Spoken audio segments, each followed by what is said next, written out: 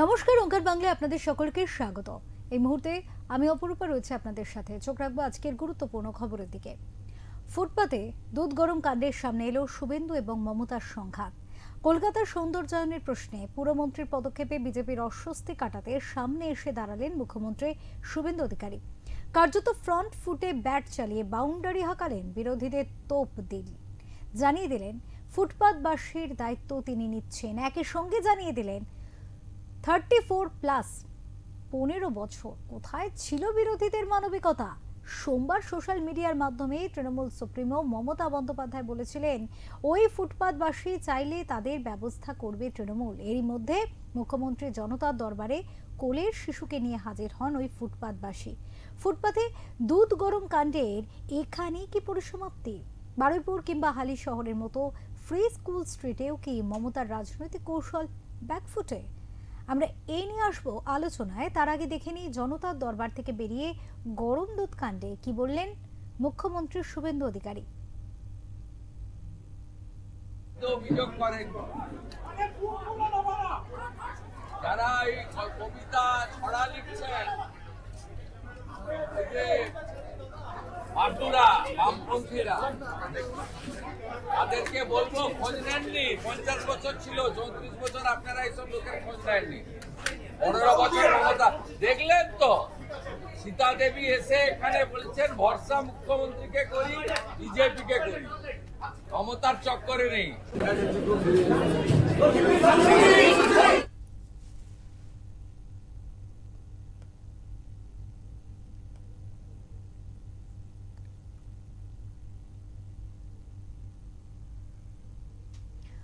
মুখ্যমন্ত্রীকে এই মন্তব্যের মধ্য দিয়ে সরাসরি তোপ দাগলেন মমতাকে।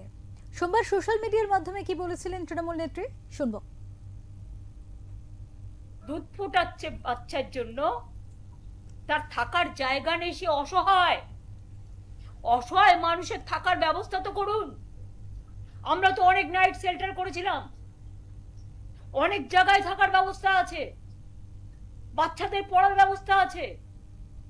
দুধটাকে ফেলে দিতে আপনাদের গায়ে লাগে না? মনে রাখবেন, মায়ের অভিশাপ বড় অভিশাপ।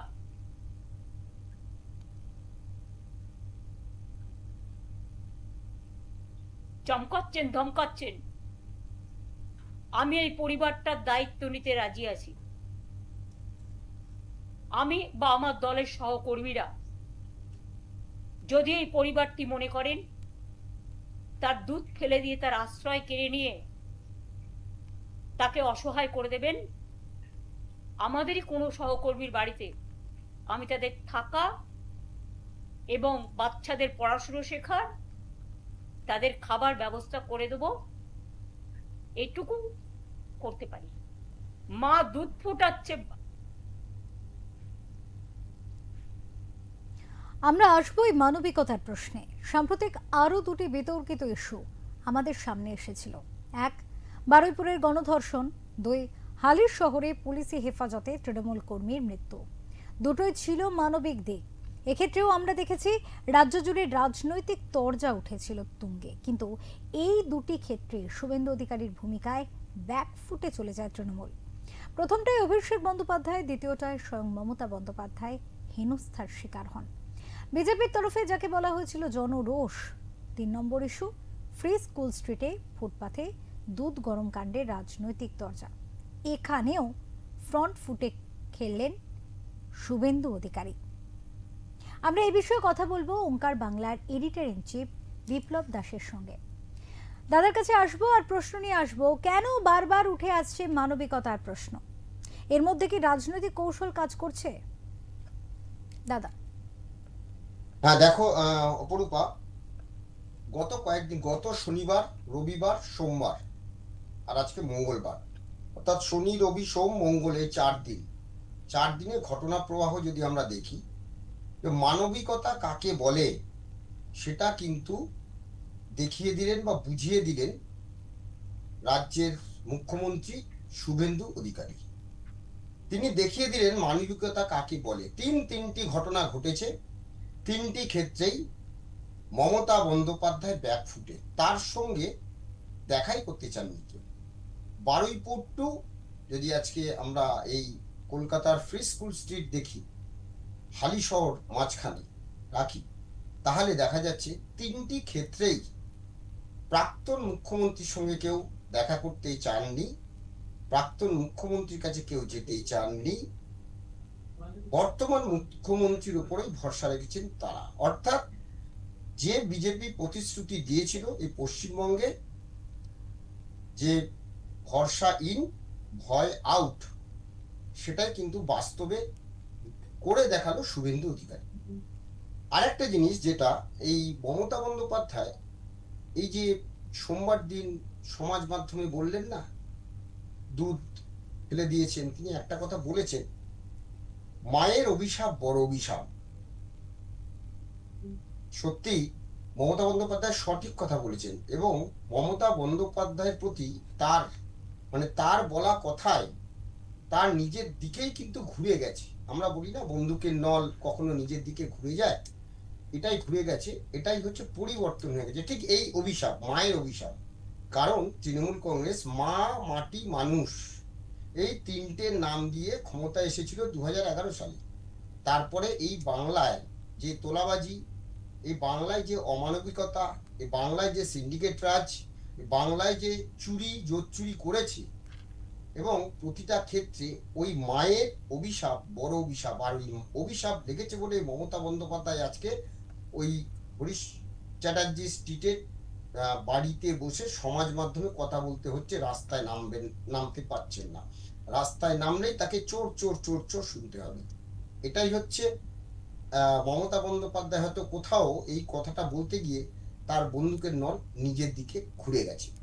এইবারে আমি এক এক করে যদি আমরা বিষয়গুলো বিশ্লেষণ করি, প্রথম কথা হলো যে মানবিকতা, অবশ্য মানবিকতা, যে মানবিকতার পরিচয় গতকালই পুর নগর উন্নয়ন মন্ত্রী স্বীকার করে নিয়েছেন। তার যে কথা বলার ভাষাটা, সেটা হয়তো তার ভুল হয়েছে, তিনি কিন্তু সেটা সমাজ মাধ্যমে স্বীকার করেছেন, কিন্তু তিনি যেটা করেছেন সেই কাজের মধ্যে কোনো ভুল নেই। কারণ ফুটপাত ফিরিয়ে জনগণকে ফিরিয়ে দেওয়ার হচ্ছেই মানবিকতা, সেটা হচ্ছে প্রথম মানবিকতা।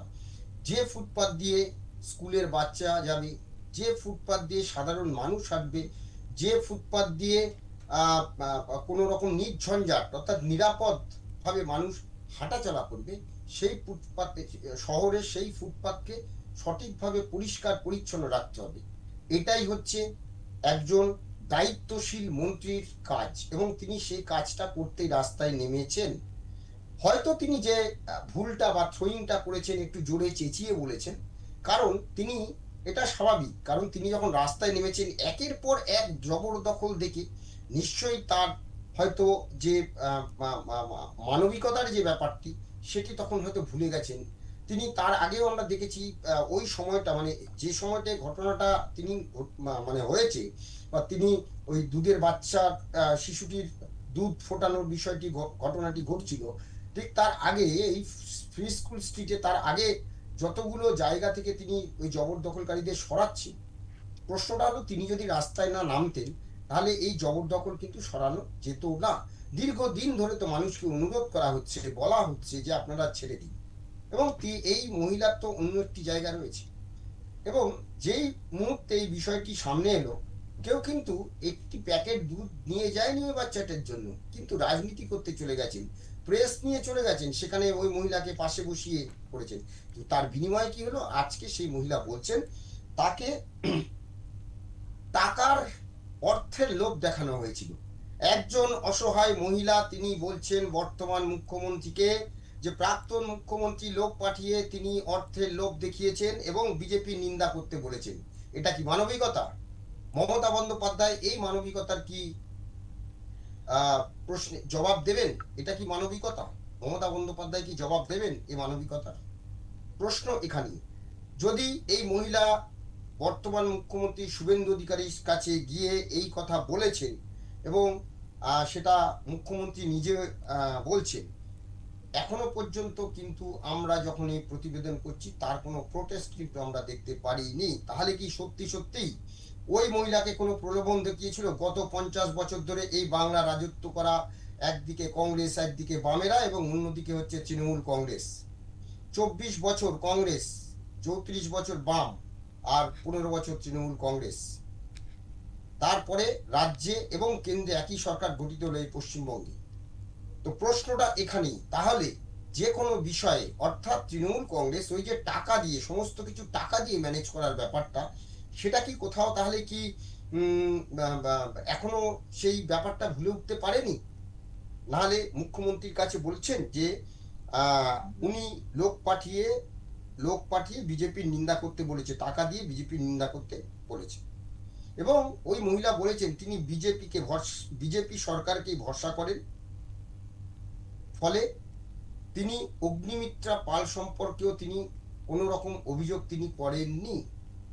তিনি বুঝতে পেরেছেন যে ঘটনাটি ঘটেছে বা তিনি যে ঝুঁকি নিয়ে স্টোভ জেলে প্রকাশ্য রাস্তায় যে কাজটি করেছেন সেটি অনৈতিক। তাই তিনি আজ মুখ্যমন্ত্রীর কাছে গেছেন। মুখ্যমন্ত্রী বলেছেন সরকার তার ঘরের ব্যবস্থা করবে, তিনি যদি মনে করেন তাহলে তাকে তার থাকার ব্যবস্থা করবেন। এইখানটাতেই হচ্ছে মানবিকতা। শুভেন্দু অধিকারী এই মানবিকতা আবার 110 দিন যদি আমরা দেখি সরকারের, তাহলে মানবিকতা যদি বলা হয়, শুভেন্দু অধিকারী কিন্তু দেখিয়ে দিলেন মানবিকতা কাকে বলে। দাদা এখানেই একটা প্রশ্ন রাখবো, একেবারে মানবিকতার যে প্রশ্নটা আমি করলাম সেই প্রশ্নের উত্তর আমি পেলাম, কিন্তু এখানেই একটা প্রশ্ন রয়েছে। আজকে এই দুধের বিষয়টি সামনে এসেছে, মন্ত্রী অগ্নিমিত্রা পাল তিনি পৌঁছেছেন, তিনি সেখানে যারা জবরদখলকারী ছিলেন তাদের যখন একের পর এক প্রশ্ন করতে করতে যাচ্ছেন, সেখানে হয়তো এই ভদ্রমহিলা তার সামনে পড়েছেন এবং পরবর্তীতে এই ঘটনাটি সকলের সামনে উঠে এসেছে। কিন্তু কলকাতা শহর জুড়ে যেদিকে তাকানো যায় বেশিরভাগ ক্ষেত্রে রাস্তার ওপরে, ফুটপাতের ওপরে বসবাসকারী কিন্তু প্রচুর পরিবার আমরা দেখতে পাই। এক্ষেত্রে বিগত সরকার, তার আগের আমলের সরকার, সেই সময় থেকে একেবারে যদি পিছন ঘুরে তাকানো যায় তাহলে কিন্তু এরা দীর্ঘকাল বছরের পর বছর ধরে বসবাস করেছে। সরকার এদেরকে কিন্তু কোনো সময় পুনর্বাসন দেবার প্রশ্নে আসেনি। তাহলে এই একটি ঘটনাকে কেন্দ্র করে ফ্যামিলিকে বাসস্থান কে দেবে তা নিয়ে মমতা বন্দ্যোপাধ্যায় একবার আসছেন লাইভে, মুখ্যমন্ত্রী শুভেন্দু অধিকারী এই তার দরবারে পৌঁছেছেন, ভদ্রমহিলা তাকে তিনি আশ্বাস দিয়েছেন, কিন্তু সার্বিক চিত্রটা তাহলে কি হবে? যারা ফুটপাতে বসবাসকারী তাদের জন্য সরকার কি এবার ভাববে? আমি একটা কথা বলি, সেটা হচ্ছে যে বিভিন্ন জায়গায় যদি এই নির্বাচনে অর্থাৎ 4ই মের পর নির্বাচন, সরকার পরিবর্তনের পরে, আমি শুধু রেলের জায়গাগুলো যদি কথা বলি, রেলের বিভিন্ন প্ল্যাটফর্ম এতদিন দখল করে রাখা ছিল, সেখানে তৃণমূল কংগ্রেসের ছত্র আধিপত্য ছিল। আমরা যেখানে বসে কথা বলছি এর থেকে সামান্য কিছু দূরে, 2-3 কিলোমিটার দূরে রয়েছে park circus station, rail station. সেই পার্ক সার্কাস রেল স্টেশনে মানুষ চলাফেরা করতে পারতো না, উঠতে পারতো না, ট্রেনে উঠতে পারতো না, কোন ট্রেন আসছে যেতে পারতো না। আজকে কিন্তু সেই পার্ক সার্কাস স্টেশন খালি করে দেওয়া হচ্ছে। অর্থাৎ যদি চায় মানসিকতা, আচ্ছা যে দোকানগুলো বা যে দোকানগুলো সেখানে ছিল বছরের পর বছর ধরে, তারা এখন কোথায় গেলেন? তারা কি কিছু করছেন না? তারা কি না খেতে পেয়ে মারা গেছেন? বা তাদের কাছে কি কিছুই ছিল না? প্রধান কথা হচ্ছে যে জবরদখল করে রাখো, দিনের পর দিন জবরদখল করে রাখবো। আমি বলছি যদি রেলের নজরদারি না থাকে, আবারও 2 মাস বাদে ইতিমধ্যে শুরু হয়ে গেছে বিভিন্ন জায়গাতে, ঠিক ওই আবার দখল করা শুরু হয়ে গেছে। অর্থাৎ বিষয়টা এইখানেই যে তুলে দেওয়া হলো, আবার নতুন করে এসে সেখানে বসার ব্যবস্থা করা হচ্ছে। তারা কারা? 1।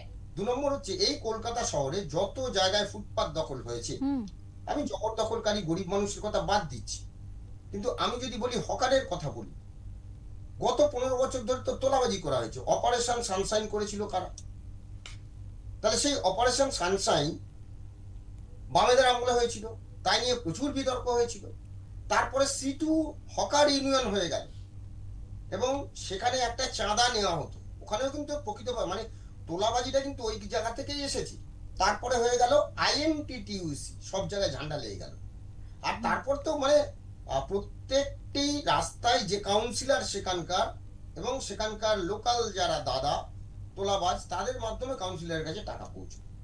তো প্রশ্নটা হচ্ছে এখানেই যে এই যে মানবিকতা বলে এতদিন যে তোলাবাজি হয়েছিল তখন কি মানবিকতা ছিল না? এতদিন মানুষ, আমি একজন মানুষ, আমি ট্যাক্স দিই সরকারকে, আমি কেএমসি কে ট্যাক্স দিই, আমি পুরসভাকে ট্যাক্স দিই।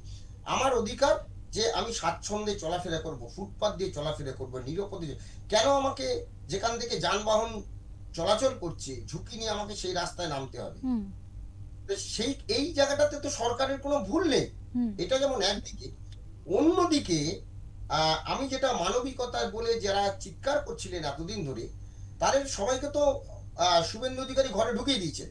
হুম তো আমি তিনটে ঘটনা যেটা নিয়ে আমরা শুরু করেছিলাম, হুম বা প্রথম হচ্ছে যে আমরা যদি দেখি বারুইপুর কাণ্ড, হুম বারুইপুর কাণ্ডে নৃশংস ধর্ষণ ও খুনের যে শিকার হয়েছিল নাবালিকার পরিবারকে 25 লক্ষ টাকা ক্ষতিপূরণ দিয়েছেন এবং সেখানে শুভেন্দু অধিকারী গেছেন, কথা বলেছেন। বিরোধীরা যে একটা সংগঠিত, মানে ওই একটা ঘটনা ঘটার পরে, সরকার তো বলেনি যে ঘটনা ঘটুক বা কাউকে দিয়ে ঘটনা যে যারা ঘটিয়েছে তাদেরকে তো সরকার বলেনি। সরকার কিরম যে কোনো ঘটনা ঘটলে সরকারের পদক্ষেপটা হচ্ছে প্রথম বিষয়। যেরকম আরজি কর কাণ্ডে সরকার কি পদক্ষেপ নিচ্ছে? সরকার প্রথম থেকে ঠিক করেছে আরজি কর ইস্যুতে সমস্ত কিছু ধামাচাপা দেওয়ার চেষ্টা করা হয়েছে। কিন্তু বারুইপুরে কি হয়েছে? বারুইপুরে কিন্তু ধামাচাপা দেওয়ার চেষ্টা করেনি। প্রকৃত অপরাধীকে তাদেরকে 24 ঘন্টার মধ্যে গ্রেপ্তার করা হয়েছে, পরিবারের পাশে যাওয়া হয়েছে, মুখ্যমন্ত্রী নিজে গেছেন, সেখানে যা যা প্রয়োজন ছিল সেটা হয়েছে। নতুন পুলিশ ফাঁড়ি হয়েছে, সিসি ক্যামেরা বসিয়ে নজরদারি দেওয়া হয়েছে। নাবালিকার পরিবারকে 25 লক্ষ টাকা ক্ষতিপূরণ দিয়েছেন, সেই সঙ্গে তার বাবাকে রাজ্য সরকারি চাকরিও দিয়েছে। তো এই যে বিষয়টা, এটাকে বলে মানবিকতা। দ্বিতীয় ক্ষেত্র যদি আমরা দেখি হালি শহরে পুলিশ হেফাজতে যে তৃণমূল কর্মীর মৃত্যুর কথা বলা হয়েছে সেটা কিন্তু পুলিশ লকআপে মৃত্যুর কথা বলা হচ্ছে। সেখানে মমতা বন্দ্যোপাধ্যায় ছুটে চলে গেলেন এবং সেখানে দেখা গেল যে তাকে তাকে লক্ষ্য করে বিক্ষোভ হয়েছে এবং তার গাড়ি লক্ষ্য করে কাদা ছেঁড়া চটি ছোড়া হয়েছে এবং চোর চোর স্লোগান দেওয়া হয়েছে। তাহলে একজনের বিরুদ্ধে, একজন মুখ্যমন্ত্রী, উনি তো মানবিক বলতেন, যদি সত্যি মমতা বন্দ্যোপাধ্যায় মানবিক মুখ্যমন্ত্রী হন তাহলে তার বিরুদ্ধে কেন মানুষ ডিম ছুড়লেও হতো? এ তো কাদা ছুঁড়েছি, চটি ছুঁড়েছি, কেন চোর চোর স্লোগান দিল কেন? কোথাও বুঝতে হবে মানুষের ক্ষোভটা মমতা বন্দ্যোপাধ্যায় বুঝতে পারেননি। হুম মানবিকতার আড়ালে অমানবিক ছিলেন মমতা বন্দ্যোপাধ্যায়, এই জন্য কিন্তু তাকে ওইভাবে তাড়া করেছে সাধারণ মানুষ। এবং এই যে মৃতের পরিবারের পক্ষ থেকে কিন্তু তারা দেখা করেনি, উল্টে কি হলো না, পরের দিন মুখ্যমন্ত্রী গেলেন, তার সঙ্গে দেখা করেছেন, মুখ্যমন্ত্রীর সঙ্গে দেখা করেছেন। মুখ্যমন্ত্রী সিআইডি তদন্তের নির্দেশ দিয়েছে এবং পরিষ্কারভাবে বলা হয়েছে যে সেখানকার যে আইও তাকে সাসপেন্ড করা হয়েছে, থানার আইসিকে ক্লোজ করা হয়েছে। এবং যেটা বড় বিষয় যে পরিবারের তরফ থেকে কিন্তু সরকারের কে কৃতজ্ঞতা জানানো হয়েছে এবং মৃত্যু নিয়ে যে রাজনীতি এতদিন তৃণমূল কংগ্রেস করত সেই রাজনীতি কিন্তু মৃতের পরিবার করতে দেয়নি। এবং মৃতের দাদা বলেছেন আমরা বিচার চাই, আমাদের সরকার এবং প্রশাসনের উপর আস্থা আছে। হুম তাহলে এটাই বুঝতে হবে যে, এবং সেইখানেও কিন্তু একজন তৃণমূল কর্মী মৃত্যুর পরে তার পরিবার তৃণমূল নেত্রীর সঙ্গে দেখা করলেন না, কিন্তু বর্তমান মুখ্যমন্ত্রী শুভেন্দু অধিকারীর সঙ্গে দেখা করলেন। সেখানে গিয়ে মুখ্যমন্ত্রী শুভেন্দু অধিকারী 10 লক্ষ টাকা আর্থিক সাহায্য দিলেন এবং মৃতের স্ত্রীকে 1 বছর প্রতি মাসে 15,000 টাকা করে আর্থিক সহায়তার কথা ঘোষণা করেছেন এবং তাকে গ্রুপ ডি পদে চাকরি দেওয়া হবে বলে প্রতিশ্রুতি দিয়ে এসেছে। তাহলে প্রশ্নটা এখানে যে সরকারে তিনটি ঘটনা 110 দিনের মধ্যে তিনটি ঘটনা ঘটলো, যে ঘটনায় প্রাক্তন মুখ্যমন্ত্রী যে ভয় পেত মানুষ, সেই বললাম ভরসা ইন ভয় আউট। দাদা এখানেই একটা প্রশ্ন রাখবো যে এই যে যখনই সমস্যা তৈরি হচ্ছে এবং সেই সমস্যা নিয়ে বিরোধীরা যখনই দাঁত ফোটাবার জন্য তৈরি হচ্ছে তখনই দেখা যাচ্ছে যে বর্তমান মুখ্যমন্ত্রী শুভেন্দু অধিকারী তিনি কিন্তু খুব সুকৌশলে সেই সমস্যার সমাধান আগেই করে দিচ্ছেন। তাহলে কি কোথাও গিয়ে বিরোধীরা বিরোধিতা করার জায়গায় পাচ্ছে না, বা বলা যেতে পারে মুখ্যমন্ত্রী শুভেন্দু অধিকারী বিরোধিতার কোনো সামান্যতম আঁচ পেলে সেই জায়গার সূক্ষ্মভাবে সমাধান করে দিয়ে কি তিনি বিরোধিতা করার সুযোগটুকুই দিচ্ছেন না? কি বলবেন? একজন মুখ্যমন্ত্রী হিসেবে এটাই তো তার কাজ। এই জন্যই তো বাংলার জনগণ তাকে দায়িত্ব দিয়েছে। এই জন্যই তো বাংলার জনগণ শুভেন্দু অধিকারীকে মুখ্যমন্ত্রীর পদে বসিয়েছে। বাংলার জনগণের বুঝতে পেরেছিল যে মমতা বন্দ্যোপাধ্যায়ের কাছে যে আশা প্রত্যাশা ভরসা মানুষের ছিল, সেই আশা প্রত্যাশা ভরসা মমতা বন্দ্যোপাধ্যায় কেন পূরণ করতে পারেনি? না বামেরা পূরণ করতে পেরেছে, না মমতা বন্দ্যোপাধ্যায় পূরণ করতে পেরেছেন। শুভেন্দু অধিকারী সেই জায়গায় ধরে নিয়েছেন যে কি বিষয় নিয়ে রাজনীতি হতে পারে। কারণ এরা তো এতদিন ধরে এই যে হকার বসানো, হকার উচ্ছেদ করব না, বিভিন্ন জায়গায় সাধারণ মানুষকে তাদের যে স্বাচ্ছন্দ্য, সেই স্বাচ্ছন্দ্যের দিকে নজর দেবো না, খালি আমাদের নিজেদের দিকে দেখবো। যে এই গত 50 বছর ধরে এই বাংলায় যা হয়েছে, আমি এখন যে বয়সে রয়েছি, আমি যদি 50 বছর ধরি আমার জ্ঞান হওয়ার পর থেকে, তাহলে আমরা যেটা দেখেছি, কি দেখেছিলাম? সারা বছর আমরা একটাই শুনতাম, কেন্দ্র দিচ্ছে না দিচ্ছে না দিচ্ছে না দিচ্ছে না। তো আজকে বোধহয় কোথাও 50 পেরিয়ে আর 54 বছর বয়সে একটা জিনিস শুনতে পাচ্ছি যে না, কেন্দ্র রাজ্য একসঙ্গে কাঁধে কাঁধ মিলিয়ে কাজ করছে। এটাই তো চাইছিলাম, এটাই তো গণতন্ত্র, এটাই তো সংবিধান, এটাই তো মানুষ চেয়েছিল। তো সেই জায়গাটা থেকে শুভেন্দু অধিকারী যেটা করেছেন বা করছেন, এবং যে সূক্ষ্ম রাজনীতি, কোনো রকম পলিটিক্স না করে সরাসরি মানুষের দরবারে চলে যাচ্ছেন, গিয়ে সেই সমাধান করার চেষ্টা করছেন, এটাই একজন প্রকৃত মুখ্যমন্ত্রীর কাজ হওয়া উচিত, এবং তিনিও সেই কাজটা করছেন। এই জন্য একজন মুখ্যমন্ত্রী বুক বাজিয়ে 100 দিনের সরকার চালার পরে তিনি বলেছেন যে আগামী 4 মে 2000 আগামী 9 মে অর্থাৎ 2027 সালে 1 বছর, তখন আমাকে আপনারা নাম্বার দেবেন। জনগণের উদ্দেশ্যে তিনি চ্যালেঞ্জ ছুড়েছেন, আমাকে নাম্বার দেবেন, 10-এ আপনারা 9 দিকে বাধ্য থাকবেন। একজন মুখ্যমন্ত্রী তার কতটা আত্মবিশ্বাস থাকলে এই কথাটা বলতে পারে। একদম অপরূপ। অনেক ধন্যবাদ দাদা, অনেক ধন্যবাদ। আজকের আমরা এই আলোচনা পর্বে ছিলাম যেখানে মানবিকতার প্রশ্ন উঠে আসছে, যেখানে রাজনৈতিক কৌশল উঠে আসছে, সেখানে সাধারণ মানুষের জন্য ভাবনা কোথায়? আসলে কি সরকার ভাবছে? হ্যাঁ, রাজ্য সরকার, মুখ্যমন্ত্রী শুভেন্দু অধিকারী তিনি তার জনতার দরবারে যখন ওই মানবিকতার প্রশ্ন নিয়ে, কোলে শিশু নিয়ে হাজির হয়েছেন ওই ভদ্র মহিলা, যার ঘটনাকে একেবারে হাইলাইট করে বিরোধীরা ঝাঁপিয়ে পড়তে চলেছিল ময়দানে, সেখানে মুখ্যমন্ত্রী শুভেন্দু অধিকারী অত্যন্ত সুকৌশলে মানবিকতার সাথে সেই পরিবারের পাশে দাঁড়িয়েছেন, এবং এখানেই তার নৈতিক জয় বলা যায়, যেখানে বিরোধীরা বিরোধিতা করার সুযোগ পাচ্ছেন না। কারণ সমস্যা তো থাকবেই, কিন্তু সেই সমস্যার সমাধানও মুখ্যমন্ত্রী শুভেন্দু অধিকারী তার কাছে রাখছেন।